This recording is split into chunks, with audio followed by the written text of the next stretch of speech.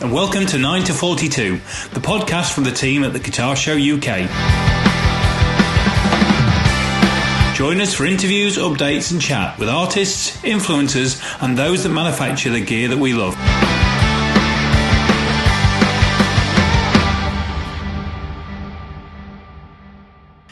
Hello and welcome to 9 to 42, which is the podcast from the guys at the Guitar Show UK.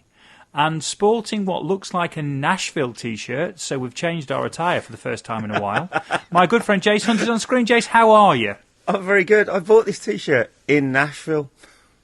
Of course you did. Of course I did. I went to Summer NAMM a couple of years ago, and my favourite clothes shop in the entire world is only in Nashville. So rather than buy online, I actually went to the shop and spent an absolute fortune in there. Bought one of everything. Right. Yeah, I mean, in multiple sizes. Did you plan for weight gain or weight loss? Yeah, no, I didn't. No. There's no point planning for weight loss. You only plan for weight gain, don't you? Let's be honest. At our age, there's no point planning for weight loss. Yeah, thanks, mate. Well, no, it's true, isn't it? Yes, kind of. Yes.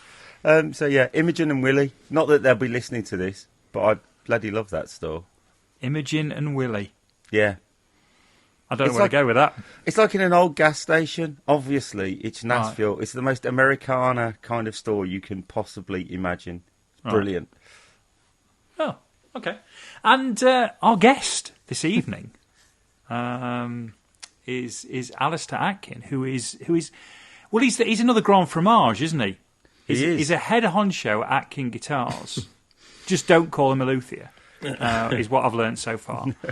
Evening, Alister. How are you? I'm very good, thanks, chaps. Yeah, all good. Nice to see your faces after such a long time. Oh God, yeah. I mean, I can't wait to run the next show and see people. It's been really interesting that I came off furlough on the 1st of October because the furlough scheme ended, and then it's just been like a blitz of phoning people and emailing people and everything, and it's been absolutely brilliant. I was terrified on the first morning. I was like, it's been like nearly 2 years. Can I remember how to do this? Yeah. My office that I haven't been to in 18 months or something was like thick with dust and, and everything. My computer hadn't been backed up for 538 days or something. It was just mental. So I'm really, really glad to be back at work, really, and talking to the industry again. Yeah, well, it looks like it's all sort of coming alive again, doesn't it? And I had a guy at the workshop today. Do you know Scott Matthews? Have you come across that guy? What, the artist? Singer-songwriter. I've got one of his albums. Yeah, he's brilliant. And he's doing a gig just down the road here.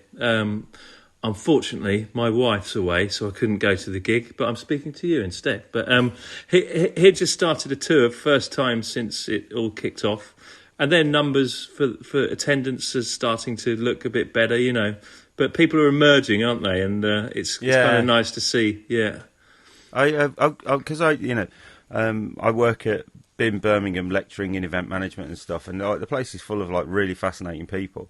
But a couple of them are artist managers, and I was talking to John, who's got one of his artists out on the road at the moment, and her tour started with being sort of like 3/4 full. But as the tour has gone on, it's gone closer and closer to sold out at every venue sort of thing. So like you say, people are gradually getting used to it. I went to a gig last week in Leicester, which was brilliant.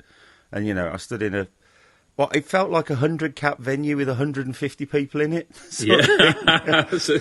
Yeah. Well, I mean, it's all happening, isn't it? I just we've got to see what's going to transpire over the next few months. But, it's just nice to see some actual real music happening again, isn't it? And as nice as Zoom is, watching a concert on Zoom does not really cut it, does it?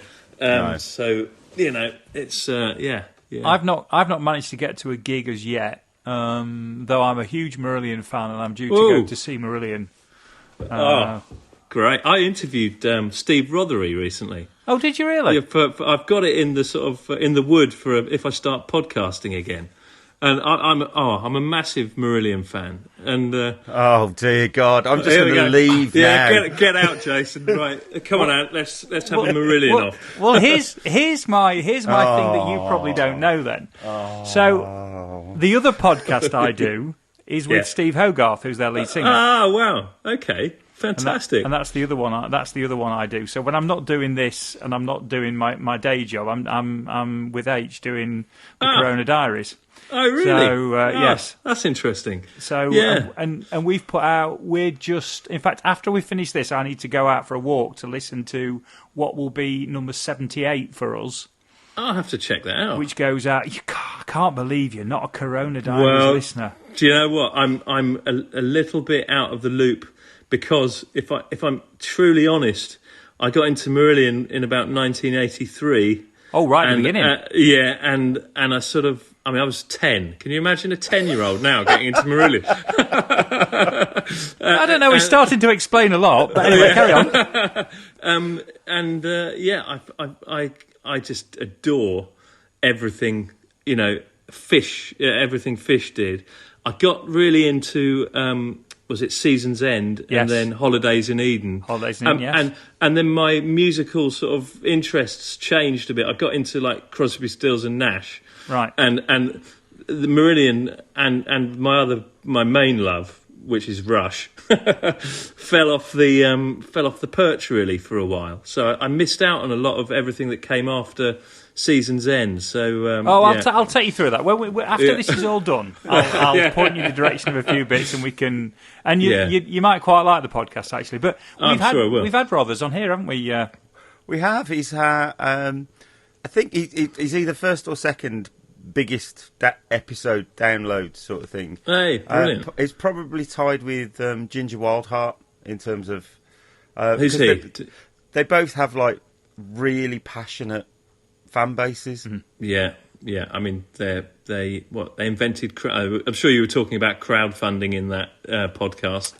I've done an episode with H on crowdfunding, and that whole crowdfunding story, which is an incredible story, and they've still never got the recognition for because they are. Yeah, I mean, pretty much everybody does say they did invent it. In fact, they've done something similar while we're on the subject of tours.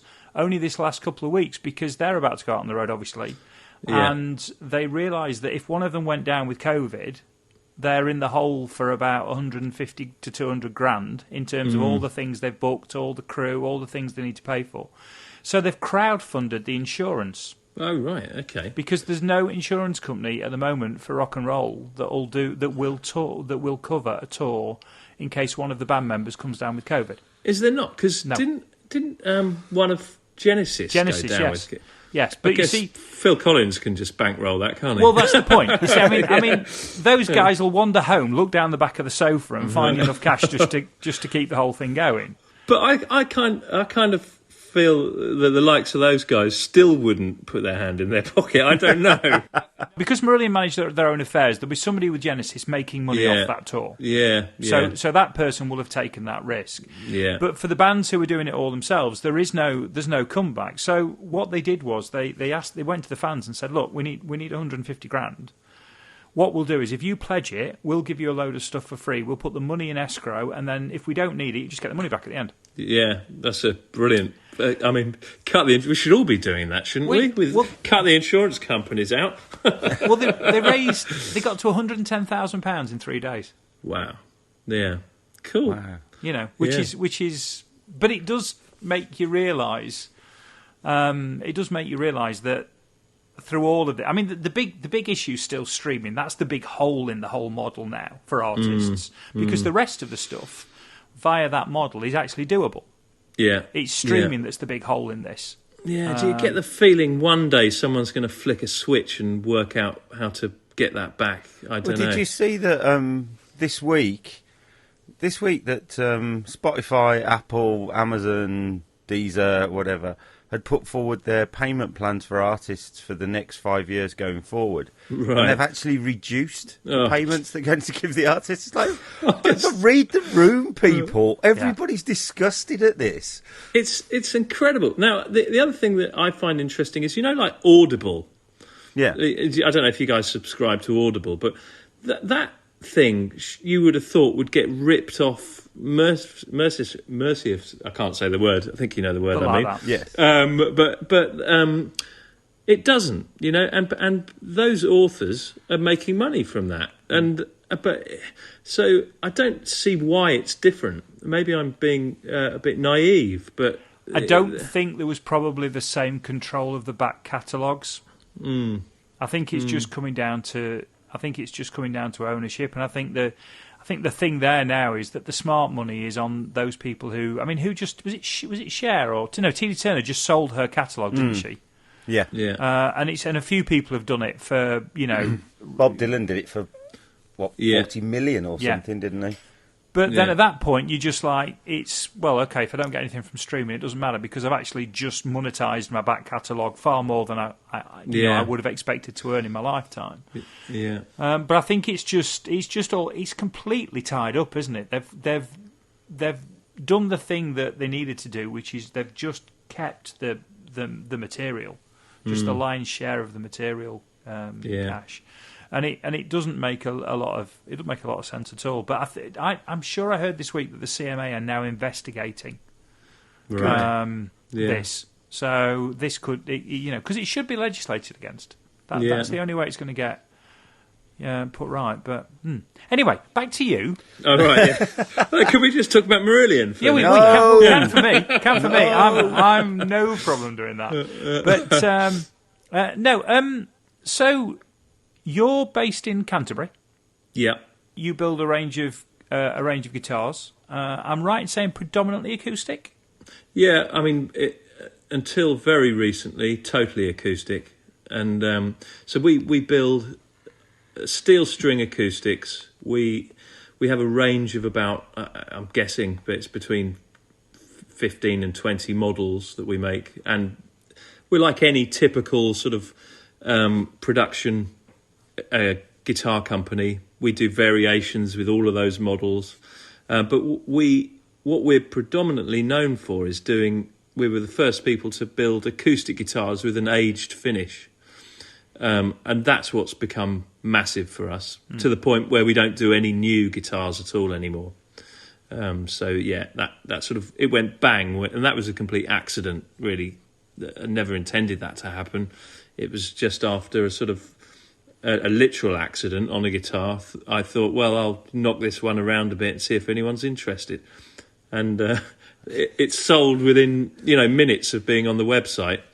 So I thought I'd put another one on, and that sold very quickly. And then this whole thing started to roll. And that was probably sort of 10 years ago. Bear in mind we've been going for 26 years now. So the last 10 years, it's just gone crazy. Yeah. I think that was the first thing I'd written down. I mean, you started in 95. Yeah. You're not an old chap now. How young were you? I was 2 when I started. I'm 48 now. So you do the math. No, I was born in 73, so it would have been 21, 22 when I started the company. And I'd gone to the London School of Furniture, where all the best luthiers have been. Like Andy Manson was there at one point, and then more recently Patrick Eggle and John Lavoie, and there's lots that I'm not mentioning. But yeah, so that was the place where you could learn something in this country without having to work for somebody, because you couldn't find a job with anybody to make guitars, so since 95, when I left college, I just went straight out and tried to make guitars, and uphill battle, but it's all, like any of us, when you're into something, it's not difficult to do something you love. Even if you're making no money, you find a way of pursuing it, So yeah, that's kind of what happened there. In which case, then I'm going to have to jump in, Jason. I'm really sorry. You must dye that hair then. I do. Yeah, this is just I've got a sponsorship deal. That's why I've turned the lights down low. You've got your lights up far too high. Right. Okay. Yeah. There's a bit of Clooney going on here. Yeah. That's not right for a 48-year-old to have that hair colour. It's all Cronenberg. Keeps everything stable, you know. Oh, damn! Red wine doesn't work. I've tried. No. It's far too dangerous. I've been working hard at it, but it's not. It's not playing out. Oh, Jace, that's just not fair. Well, I know. I mean, it's. I'm going off this one. I mean, I've got less grey than you, and I am older than you. Just how old are you guys? I turned 50 this year. I turned 50 this year. Yeah. Whoa, biggie. And I am 52 next week. 52. So we're all similar age, aren't we? Yeah. Yeah. I mean, I'm obviously the young, pretty one. But, you know, that's, So hitting the 50 is a bit of a... occasionally, we sort of look at this in the workshop. Most of us are in our 40s. I've got one guy that works for me who I went to school with, and he's a couple of years older than me. He was in my brother's year. And you think, Christ, you think 20 years ago, we all probably met each other getting on for 20 years ago at one of these guitar shows or something. We think another 20 years, bloody 70. It's ridiculous. So you've got to make it sort of, you've got to make it happen, haven't you now? Yeah, well, I think, if I think back now, because I did meet you about somewhere between 15 and 20 years ago doing music live at the NEC. Yeah. And you look back now and you go, we were all so young. Yeah. I was petrified. I drove to Birmingham by myself. I stayed in the most horrible B&B in... Oh, my God, it was... I could hear fighting all night long, you know, and I was petrified, and I wasn't cut out for that world, but I knew that I had to go to something like that to sort of try and find out my place in, you know, work out how the business worked. But and the lovely thing is that we all would, you know, you'd only meet up once a year with some people, but like you get to know a bunch of people, and the ones who've stuck it out, we all end up seeing each other, and you know, we can mostly remember each other's name because it usually ends up in a load of beers in a bar, doesn't it? And always, and curry if you're in Birmingham, and of course, yeah, and you know, it's a good crack, and I think it's you know, it's good that we're all still at it. Yeah, Birmingham's not changed. I mean, the point is, all that happens now is we can afford hotels with thicker walls. I know, isn't it lovely? Just can't hear it anymore. It's still going on. Yeah. I mean, I stayed in the Holiday Inn last time I was there. I couldn't believe my luck. Yeah. Bloody hell. Little soaps and everything. Yeah. So, I was to try and force this back on track before we sorry. veer off towards another Marillion or Rush angle or something. So what got you interested in making guitars? Because it's really funny because we were talking to Jonathan from Feline, and I think he also went to the same place as you. Yeah. And maybe a couple of years ahead of you sort of thing. But like you say, loads of people I know have actually come out of there. Yeah. So I'm assuming that you started there when you were like 17, 18, something like that. Well, I made a guitar at school, so in CDT. And CDT, Craft Design and Technology. Is it called DT now, or is it called something else? And it's ridiculous because you get 6, 7s and 8s. It's all wrong. Yeah, I mean, I don't understand, but at the time you could do so for anyone who doesn't know what that is, it's like a course for the special boys who aren't very academic. But they need something, but bear in mind I went to a private school as well, so you've got these kind of people like me whose parents are paying for you to go through school, and they're thinking these lads aren't the sharpest tools in the, you know, and so they'd sort of go, well, there's pottery, you can do CDT and business studies, and so you'd do things like that, and so we'd do an A-level and GCSE in those things, and I got to make a guitar, which at the time I knew nothing really about guitars, making them, but I'd had a Fender Squier. I remember buying it and taking it apart, you know, just sort of like strip down a gun and taking every bit apart and then putting it back together again. For some reason that fascinated me, how that all worked.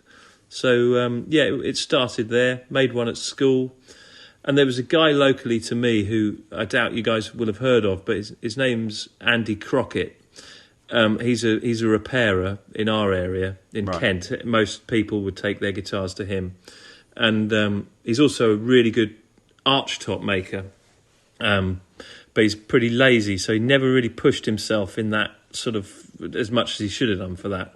But I shared a workshop with him after leaving college, and he was able to sort of help me. This is obviously pre-internet as well, so all that information that we can just find at a touch of a button now was not out there. It was all in a book or something like that. You'd have Melvin Hiscock's guitar making book, or the Sloan book. And so most of that information you'll try and glean from pictures and sort of reading a little article or something. And it just sort of started like that.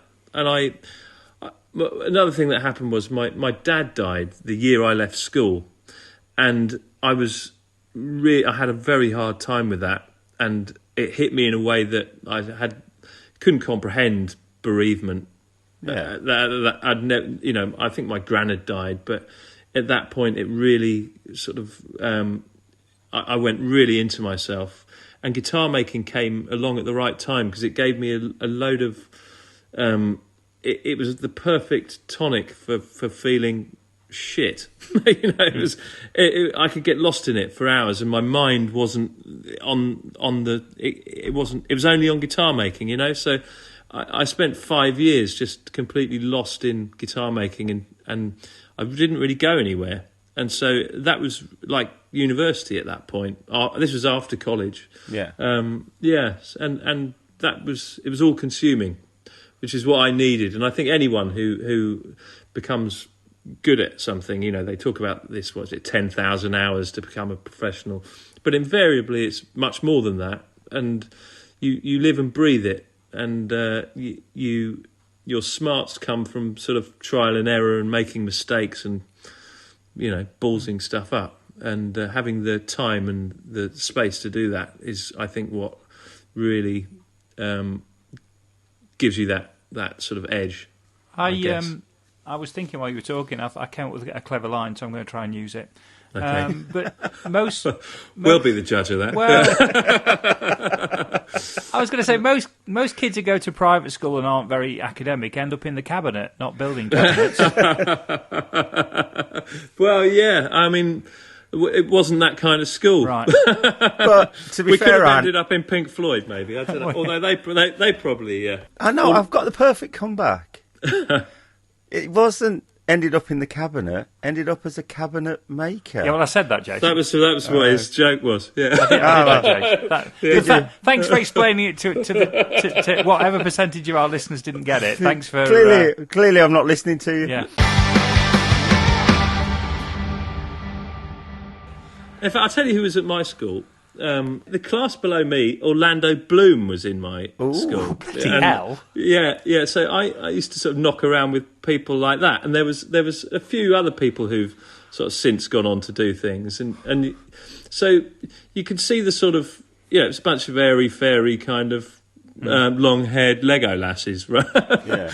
Running around the place. So yeah, it was kind of it was a good school because they encouraged people to do things that they were into, So that's what got me started making guitars. And then, So, kept going. I mean, you look at your sort of like range of guitars now, and firstly, I need to ask where the naming came from. Mm-hmm. Because they all follow the same pattern, don't they? The 37 and the 45. And I mean, when I started, we didn't have any of that. And it kind of... we had, what did I just have? The OM, the Dreadnought, or the Rosewood OM, the Mahogany OM. And then there were people that I used to sort of... Well, for example, you'd get reviews, so... And then I always made sure that I spoke to those reviewers and tried to get some feedback about what they really thought about it. You'd be able to have a telephone conversation. Jerry, do you remember Jerry Ewins? I do, yeah. Yeah, Jerry was great because he lived near us here, and he used to come to the workshop, and he'd sort of give me a few pointers as to what he thought, and he'd been in the business for a long time back then anyway, and I'd sort of ask lots of questions to people, and then what happened was this numbering thing. When I started doing the aged guitars, I thought, well, I'll make a D28, and I made a D28, and I called it the D28.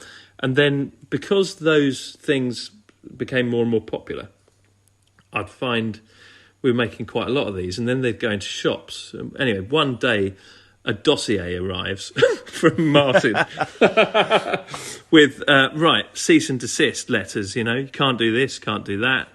And it's like, oh, shit. And I spoke to various other makers and kind of, have you ever had anything from Martin? Yeah, we've had that. Yeah. Have you ever had anything? Yeah, I've had that. And I soon realised that Martin were really good about all this, to be honest. They acknowledged that I was using their name for 28, and they acknowledged that we were using their headstock, and they said that they owned that headstock. Now, I don't believe they can own that headstock, but they said they did. But they said, we don't mind you using our headstock, we don't mind you using any of the shapes, you just can't use our names. And I was like, totally fair enough, It was more just that I'd started using it because I didn't know what else to call it. So at that point, we started naming the guitars after the perfect era of that guitar. So the 28 became the 37. Widely acknowledged the 30s Martins were some of the best. And then our big seller is the J43, which is a sort of sloped shoulder dreadnought. The names you can't mention because we're not sure what that lot are really up to, are we? At any time? No. So so it's that's how it really evolved. And then we've got our own sort of models. We've got one called the 19, which we sort of designed in 2019, and so that's how it's kind of rolled, really. So where do you have you got a stash of sort of like classic old guitars kicking around that you kind of have, I suppose, metaphorically pulled apart rather than actually pulled apart because you're not mad? We have what we had, which was so good, and we were incredibly lucky. Do you know Replay Acoustics? Have you guys come across Tony Winnecki down in Sevenoaks? Well, he would bring all of his guitars over to the workshop to be repaired. Now, Tony Winnecki is an American guy from, I think he's from New York State. He was actually at Woodstock, which is kind of cool. Wow. And he's a lovely guy. If anyone sort of replay, I think it's replayacoustics.com. He's at times has had some of the best examples of those guitars that in the country for sale, and he'd bring them over. He'd bring every era of guitar over for neck resets and bridges coming off, retopping. So we'd see everything. Andy was doing a lot of that work. So literally inside with calipers, measuring everything, checking the thickness of tops and backs, sides. Seeing the shape of bracing and all that geeky stuff that you kind of need to know about if you're going into this world. So we were able to really get on top of that in such a cool way, and I was just all over that when I saw it as this is like highbrow, hardcore stuff. This won't happen very often, so make sure you get this information now. And I put a lot of those sort of practices into my own guitar making, just because I was always a massive fan of Crosby, Stills and Nash and Neil Young, and Stephen Stills' guitar was one of my favourite sounds, as is Joni Mitchell's guitar. Like the recorded sound of those instruments sounds incredible. And I would pick up some of those guitars. I remember picking up a 1954 D28. And this doesn't happen, I don't think, very often. I picked it up and actually did sound like Stephen Stills. It was like, whoa! That I played 4 and 20, or some of that stuff, and I could hear it in the guitar. So that I hadn't come across that in that way before. So I thought, right, this is the time to get this information. And yeah, we've been sort of developing that. Whenever we get the chance, we're all over old vintage instruments, as are most people, the Collings guys and Santa Cruz. It confuses me because I obviously I've got my Nashville T-shirt on. It reminds me, I went to Carter Vintage. Oh yeah. And I was with the guys from Guitar Magazine and Chris. Oh, so Chris, yeah, he loves it there, doesn't he? Yeah, Chris Vinicum. He was interviewing Gruen. Yeah. So I was sat with Joe, the ad guy, and we got nothing to do while this interview's going on. But we're in the most amazing guitar shop. Yeah. And so we were sat, because it's kind of 50-50, I think, electric acoustic. But we were sat in the acoustic section, and I got a J45 at home, and I pick up this 1953-54 J45 that sounds absolutely nothing like the J45 I've got at home, but sounds like the greatest acoustic guitar you have ever heard. Yeah. And you're like, they know how to do this. They've got the plans. I am aware that some of it is the element that it's an old guitar and it's been worn in and blah, blah, blah. But it didn't sound anything, to the point where I got home and I actually sold my J45. Yeah. Because it just didn't do it for me. It's such a common tale, that. And it's such a sad state of affairs that Gibson, in my opinion, are the greatest guitar company there is. When you look what they made, whether it's mandolins, banjos, arch tops, electric guitars, acoustic guitars, all the weird shit in between. Yeah. That you still see something, it will turn up on Instagram and you go, what bloody hell, they made one of those? And, lap steels and all of that stuff. And the knowledge that they had and the design team and, so they've got this incredible back catalogue, and yet, it's got to have been driven by money, hasn't it? That they have decided that, or it's gone to a point where they can't come back.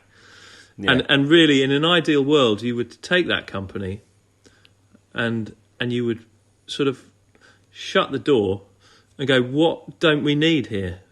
Get rid of all that stuff we don't need and bring out the stuff we do need. And concentrate on that, because they should be making the best guitars in the world, but unfortunately it's not happening yet. I do believe they've got better over the last couple of years or so.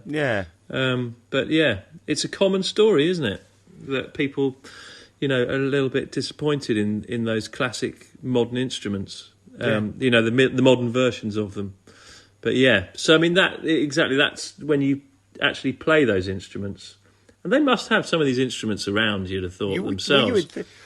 Given the fact that they're based in Nashville anyway, it's not like they're hard to find. Rumble seat Gruens, they're all there. Yeah.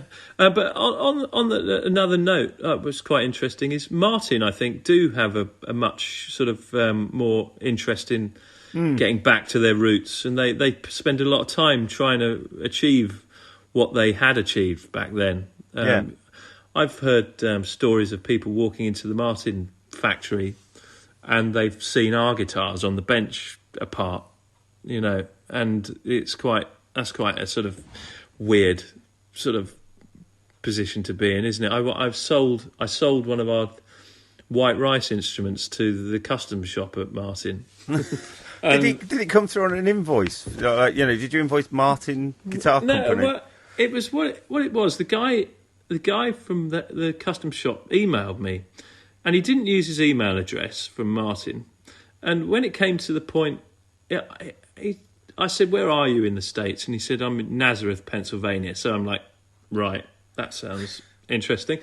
And I spoke to him on the phone. I said, "Look, they must realise that when we send these guitars out to places like that, you've got to look after them because your winters are mental, And he was like, yeah, no, I know all about that.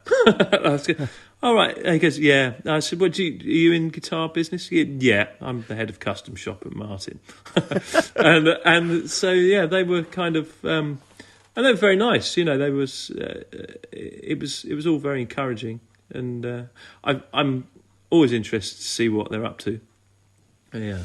Yeah, I played a D35 not long ago, and it was just the biggest sounding acoustic guitar I'd ever heard in my life. It was just insane. Yeah, yeah. What era was that then? I don't know. It was a 60s? second-hand one. It was just in the shop. Yeah. And I'd actually gone to... So I got rid of the J45, and I've always wanted a Hummingbird. Mainly because, a bit like you sort of thing, like the sound of the Rolling Stones is Keith Richards' Hummingbird as far as I'm concerned. And I'm fairly certain it's not on every track, but in my head that's the sound of Keith Richards on an acoustic guitar. Yeah. And it was a long process of going around the shops in Birmingham, like PMT, Guitar, and so on, and playing Hummingbirds and actually going, they're all right. But for that kind of money, I want more than they're all right. And in the end, like PMT got so frustrated with me, they sent some in from all of their other shops in the UK, and which I'm fairly certain not everybody gets that kind of treatment. But I've known guys who was at PMT at the time for like 30 years or something. Yeah. And so having played about 8 or 10 of these things, I finally found one that actually sounded like the sound in my head. Yeah, which, interestingly enough, was a model that had been left in PMT Northampton or something, and it was like a year older than all the others. I think it's a 2015 one or something. Yeah, it's just beautiful now. Yeah, I mean, it's like I look at those sorts of companies, and their hit rate is not what it should be, and I guess it's like anything really. Once it gets so big. I feel like the Rolling Stones, if you take that analogy, you know, they haven't had a hit for how many years, but they're able to keep. I mean, they're different because they are, you know, still amazing. I think they are anyway. But you know, the guitar companies have lost something, haven't they? And you'll try 10 of the same model, and one of them might stand out to you, and that always seemed wrong to me. Yeah, it's got to be higher than that. So that's what we try and do. And I always say the analogy: if you're throwing a dart into a dartboard, we're getting to the ball, you know, or the next one out. Sort of, you know, yeah, not, you know, 95% of the time it's in there. Yeah, I don't think we ever make a bad guitar. When you look at that, what you just said there, and where we started the conversation of. It does. I'm thinking now of Epiphone and Squier, and how I'm far more pleasantly surprised on a regular basis by Epiphone or Squier than I ever am by Fender or Gibson.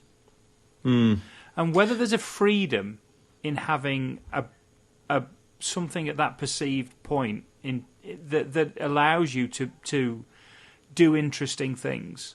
And come up with. I mean, I keep looking at these classic vibe tellies that just look fantastic. Yeah, and yet, any time I pick up a Fender now, I'm invariably disappointed.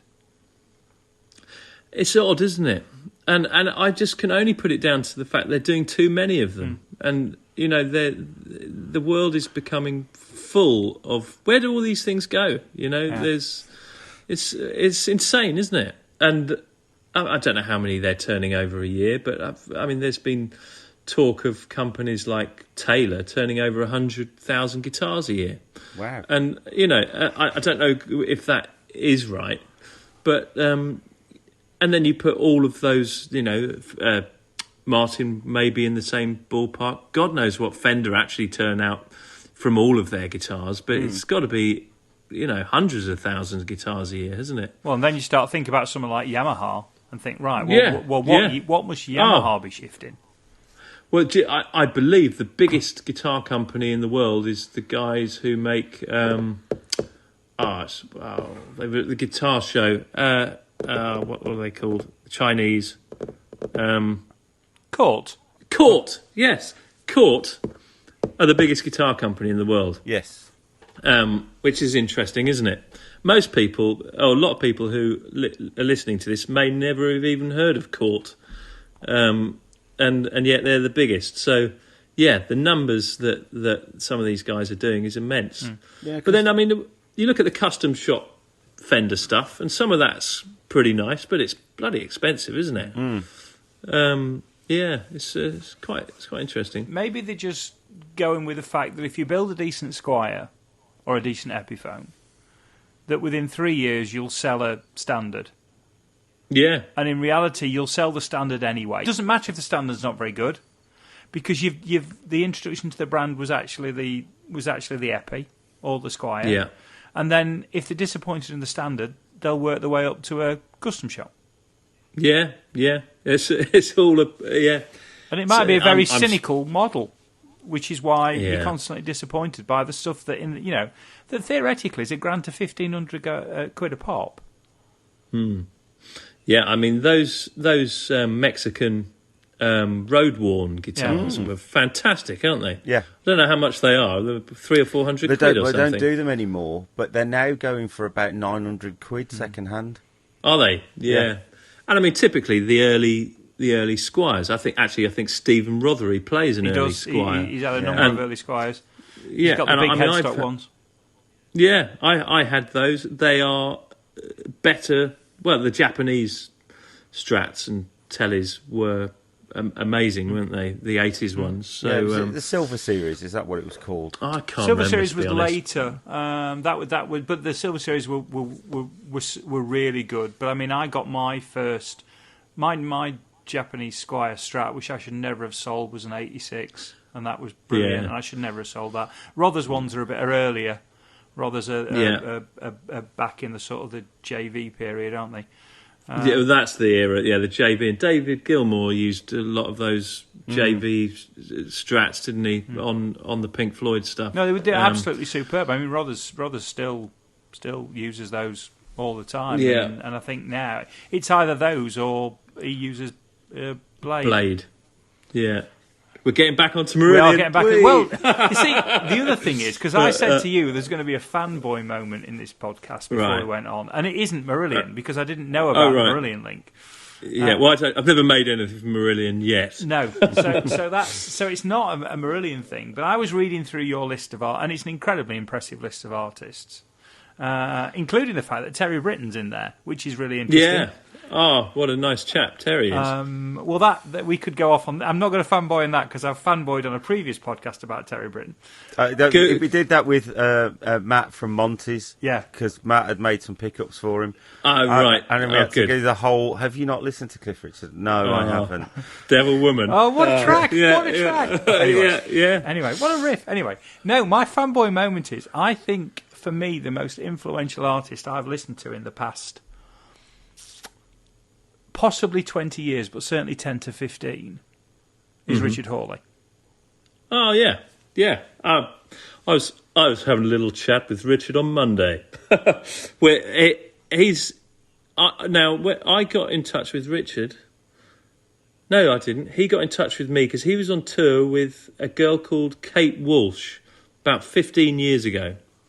I don't know if you remember her. She had a song called Your Song, which wasn't the Elton John one, but she knocked Take That off the number one slot with it, and she went on tour, and she ended up supporting Richard Hawley, and she was a friend of mine, and she had had 2 or 3 of our guitars, and Richard tried them and loved them, and so he called up and started ordering guitars, and a friend of mine had gotten really into Richard, and he said, I love Richard Hawley, and I'd never really listened to him, to be honest.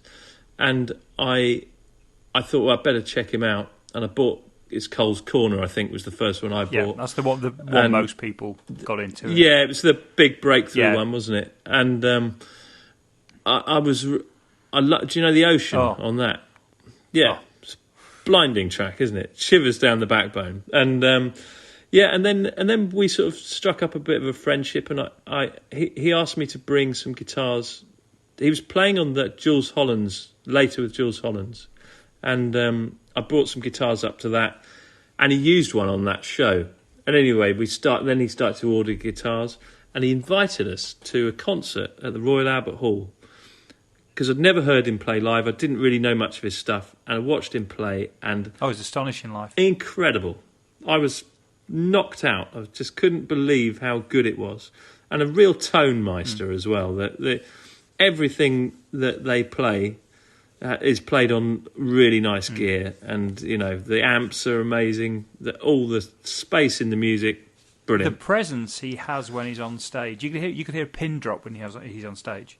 There's not a sound anywhere. He has absolute control of the room because the sound is just, and his voice. Yeah, It's just absolutely unbelievable. I mean, I think True Love's Gutter, which is the album, not the one after Cold's Corner, the one after that, I think it's as good an album as has been produced, full stop. And the textures and the tone is just phenomenal. Yeah. Our guitars are all over that album, and if you look on the sleeve notes, it mentions our guitars on every track. But do you know that song White Lines on that? Yes. Right, so I dropped a guitar up to Richard. He was at Polydor record company, and he was just about to meet up with what's Elvis's daughter's name? Lisa Marie. Lisa Marie, because he did some stuff with her, didn't he? That's right. He was producing her album, and he was like, "Hey kid, come in here. I'm going to play you this track." And he sat me down in like the big room where they listen to stuff, and he played that White Lines song, and it's like about 8 minutes long, and before he started, he goes, "Your guitar is all over this," and I was like, "Okay, right." I sat down. I was just like, "Oh shit, this is insane." Oh, it was just, and it's the coolest sound. Oh, and I was blown away by it. It was a really lovely moment. One of those things that you sort of cherish and think, did that really happen? It was really good. He's just. I don't know how you can't be blown away with it if you spend any time with his material, because it's just unbelievable. But the authenticity and sincerity in what he does. I mean, Sheffield's my city. I live near Sheffield. Is it? Oh, yeah. And the only downside with Richard is a Wednesdayite. And I'm a season ticket holder at Bramall Lane. But it's just the fact that that's where he is, and if you want to work with him, that's where you have to go. He doesn't. He's a Sheffield lad. He'll never be any different. No, and all those albums are named after it. areas of Sheffield. Yeah. So all those, all those. If you go from Low Edges onwards, which is the second one, the first one's called Late Night Final, which was what they used to call the Star newspaper, and then everything after that, they're all places in Sheffield. Really? Oh, I didn't know that. That is genuinely exciting, and I'm going to dig that album sleeve out now. Yeah, no, it's lovely. So we're making another. We do this work for this Buddy Holly Foundation. Right. I don't know if you guys have seen that. But so they're based actually in Leeds, the Buddy Holly Foundation, and it's run by a dad and a son. The dad is sort of in his 70s, and they're both called Peter Bradley, Junior and Senior, but they're incredibly passionate about Buddy Holly, and they commission us to build guitars for artists, and these artists end up sort of doing quite a lot of charitable work to raise money for hospitals and all sorts of stuff. They asked us to build a guitar for Richard for that. So I haven't spoken to Richard for 10 years, and I know his manager a little bit, and I called him up on Monday, and he said, "Look, I'll get Richard to give you a call about this. He'll love this." And we were on the phone for about 2 or 3 hours, so having a little drink at the same time. It was quite fun. Yeah. But yeah, it's super chap, really, really good, bloody good songwriter. Yeah, oh, top draw. I mean that awards, the Buddy Holly thing is just mental though, isn't it? Because you go on your website and there's Paul McCartney and Robert Plant with them. I know, I know, it's bonkers. And when they called me for the first time, I actually thought it was a bit of a hoaxy thing, and you kind of go, oh yeah, will you make a couple of guitars for Buddy Holly Foundation? I'm thinking, we all meet people in this industry and they say things and you think, yeah, not sure about that. That sounds a bit odd. But they were the real deal. And they ended up, because we're based here and we make a really, I like to think one of the best versions of Buddy's acoustic guitar. They use us for a lot of the artists. So yeah, we've done some amazing things. Yeah, really proud of some of that. So the 85, we have to talk about the 85. Yeah, I know that was that. So that started off as an April Fool's gag, and we in the workshop. So there's 10 of us who work in there, and we're all a bunch of geeky weirdos, and we all enjoy. I think we enjoy each other's company. So, it's just much like we would be doing, just making up shit. Talk, in a pub, just talking about weird things that you can get up to. So, we thought, I've got this 2 guys who work there, Lawrence, who came to the Birmingham show, and another guy does most of our finishing, called Phil Meakin. And he's like in his mid-20s, or he was when he started working for me. But he's really into the power Strat, and and that was his world. He went to my college a long time after me, and he started showing us some drawings of stuff that he was working on, and I was just like, oh, we have to make this. This is perfect. And so we started taking apart what we wanted out of this, and it had to be as pointy a headstock as you can get, and so we thought we'd do it for an April Fool's gag. And I don't think we were going to make them to start with. I think we sort of thought we'd do the, drawings and you can doctor stuff up, can't you? And but then we thought, oh, come on, we've got to make one. Let's do it. And then when you make one of anything, you have to make 2 because one might balls up, so you've got to have a backup. And we made them, and we released them on April Fool's Day, and I managed to keep it completely silent. And it was the biggest coverage we've got for anything. we did all the, Lawrence is a great guitar player. Lawrence Locke, his name is. He's a really cool guitar player. He used to be a guitar teacher, but he plays every style. But he's really good at that sort of Eddie Van Halen stuff, and so we recorded just a couple of videos on the iPhone, and it went all around the world, and it appeared in all the big magazines sort of online. And have you noticed they do a roundup every year of the April Fool's gag stuff? And I'd never noticed that before, but we got in all of those as well. So this guitar ended up being, and no one believed it had actually been made. Even when they saw the video, they still didn't believe it was real, and so we thought, well, we've got to make some of these. So it's on our list to make them, and we've got we're just at the moment developing a little bit of an electric side of what we're doing with some other sort of key guitars as well. But I like the fact that it really is the exact opposite of what we're known for acoustic guitars, which is why it's fun, isn't it? I think it's brilliant. And it's hats off to you for doing it as well. Yeah.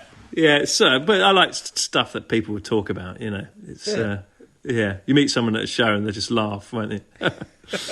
So you're going to put that in the acoustic hall. Yeah, next to all of these. Yeah, that's right. In a glass case. Yeah.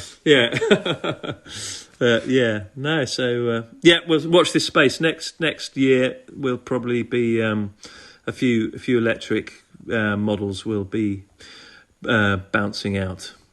Excellent. Cool. Yeah. Exclusive there, Ant. Yep. Another one.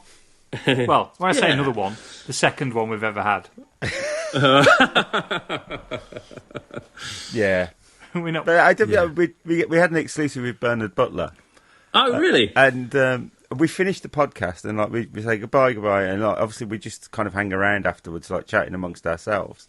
Yeah. And Bernard went, "Yeah, I don't think I was supposed to tell you that. Let me find out." So like 2 days later, I get an email going, "You cannot put this podcast out." Oh, right. So we had to wait about 8 weeks or something, didn't we, before we could actually put it out? Yeah, we did. That's a nice thing to get. Did he do? Was he Lamont and Butler? He was. Yeah. And not Norman Lamont and Bernard Butler. Yeah, Bernard Butler. Yeah. Bloody good duo. Yeah. Yeah. How bad must your vocals be if you're quite happy to have Norman Lamont? Yeah. I don't knock Norman Lamont. Yeah. We should probably explain, because this is listened to in 22 countries now, that Really? Norman Lamont was a Tory MP from the 80s and 90s. He was the Chancellor. He was our Chancellor, wasn't he? Yeah. Was he Chancellor in John Major's time or Maggie's? Yeah. Was he end of Maggie's time Yes, as because well? Major was Maggie's Chancellor at the end. Oh, right. There you go. So when he vacated the space, that's when Norm jumped in. Hey, well, he's a bloody good artist for all those people in... And of course, the great thing about Norman Lamont was he was already his own spitting image puppet before he even started. He looked like his own spitting image puppet. So, he did, yeah. That's always handy. All those old Tory politicians did.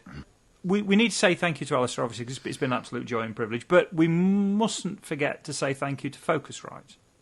No. Thank you to Focusrite, and this is, as always, made using a Scarlett 2i2.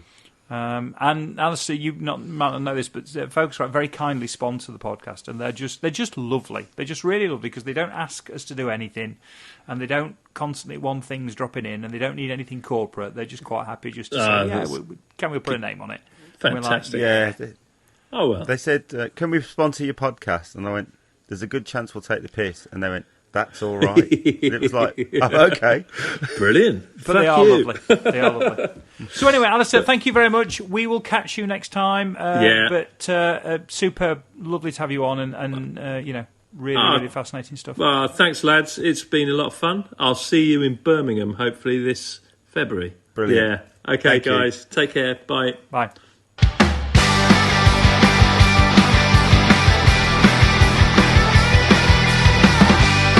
Thanks for listening to 9 to 42, the podcast from the team at the Guitar Show UK. If you've enjoyed the show, then please remember to hit the subscribe button and share with other like-minded souls. For more information about 9 to 42, please follow us on Facebook, Twitter or Instagram at the Guitar Show UK.